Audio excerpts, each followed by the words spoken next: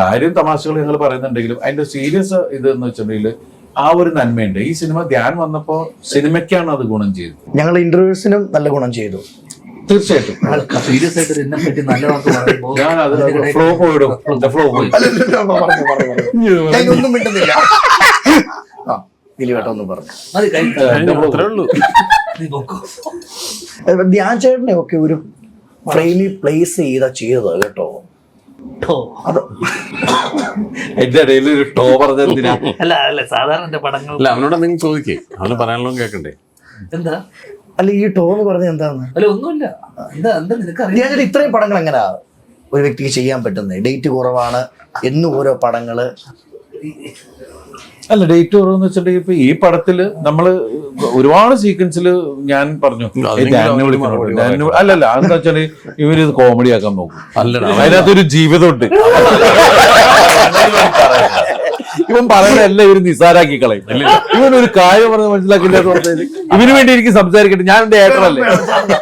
ചേട്ടൻ പറയും ജീവിതത്തിലും ഉറപ്പായിട്ടും എന്റെ സഹോദരന്റെ ചോദിച്ചേ എങ്ങനെ ഇത്രയും സിനിമകൾ അഭിനയിക്കുന്നതാണ് ചോദ്യം. എന്നെക്കാളും ഇത്രയും സിനിമകൾ അഭിനയിച്ച രണ്ടുപേരും legends ഇരിക്കുമ്പോ എന്നോട് ഈ ചോദ്യം ചെയ്യുന്നത് എന്താ അർത്ഥമാണുള്ളത്? അല്ല ഞാൻ ചോദിക്കുവാ, പറഞ്ഞോ. അവർ ചോദിക്കുന്നത് ഒരു മാസത്തില് അല്ല, അവർ ചോദിക്കുന്ന മനസ്സിലാവും ഒരു മാസത്തില് എങ്ങനെ എത്ര സിനിമ ചെയ്യാൻ പറ്റുന്നു. അതാണോ? പറയണമെന്ന് കേൾക്കാൻ വേണ്ടി. ഇനി നീ പറ. ചേട്ടന്മാരാ ഇങ്ങനെ വേണം കേട്ടോ. Love you. എന്നോടല്ലേ ലവ് യു? അല്ല ഞാൻ പറയണമെന്നുണ്ട് കഴിഞ്ഞിട്ട്.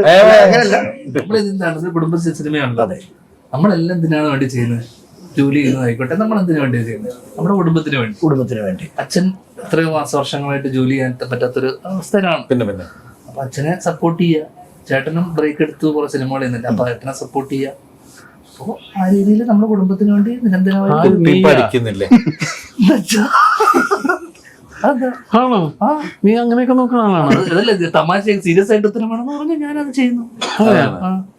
ഞാൻ എന്റെ കുടുംബത്തിന് വേണ്ടി ജോലി ചെയ്യുന്നു. അതാ സിനിമ കാണാനും ഉണ്ടായിരുന്നു. അതാ 10 ദിവസം കഴിഞ്ഞപ്പോ അടുത്ത പടത്തിന് പോയി. കുടുംബത്തിന് വേണ്ടി.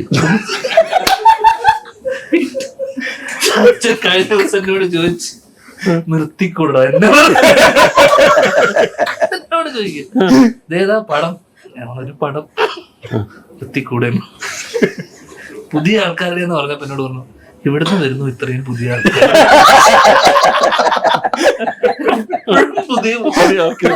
വേറെ ഗ്രഹത്തിൽ നിന്നൊക്കെ വരികയാണോ? അപ്പൊ ഒരുപാട് ചിരിപ്പിച്ചു.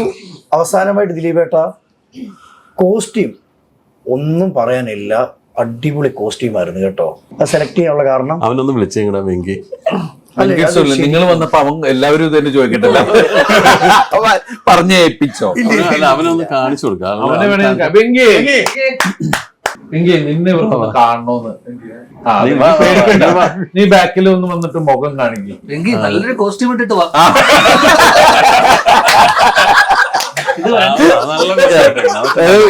ഇതവനെ എടുത്തു നിൽക്കാൻ വേണ്ടി ഇവനെ മറക്കേ ചെയ്യരുത്. തല കാണിക്കുന്ന കുഞ്ഞ വേണമെങ്കിൽ നമ്മുടെ ലെവലിലെ ക്യാമറ അവരെടുത്തോളൂ. കോസ്റ്റ്യൂം ഒരു രക്ഷയില്ല കേട്ടോ. മോശമായി. അടിപൊളി. ദിലീപേട്ടന്റെ ഇത്രയും കോസ്റ്റ്യൂം അല്ലെങ്കിൽ കളർ ഉള്ളത് ഇത്രയും ചേരുമെന്ന് എങ്ങനെ തോന്നി? അല്ല, അത് ഓൾറെഡി ഡയറക്ടറായിട്ട് സംസാരിച്ചിരുന്നു. അപ്പൊ കറക്റ്റ് പിക്ചർ ഡയറക്ടർക്ക് നന്നായിട്ട് ഉണ്ടായിരുന്നു. നമ്മളൊരു സംസാരിച്ചിട്ടാണ് പിന്നെ അത് അതിനകത്തേക്ക് എത്തിയത്. അപ്പൊ ഞങ്ങൾക്ക് ആ സിങ്ക് എന്തായാലും ഉണ്ടായിരുന്നു.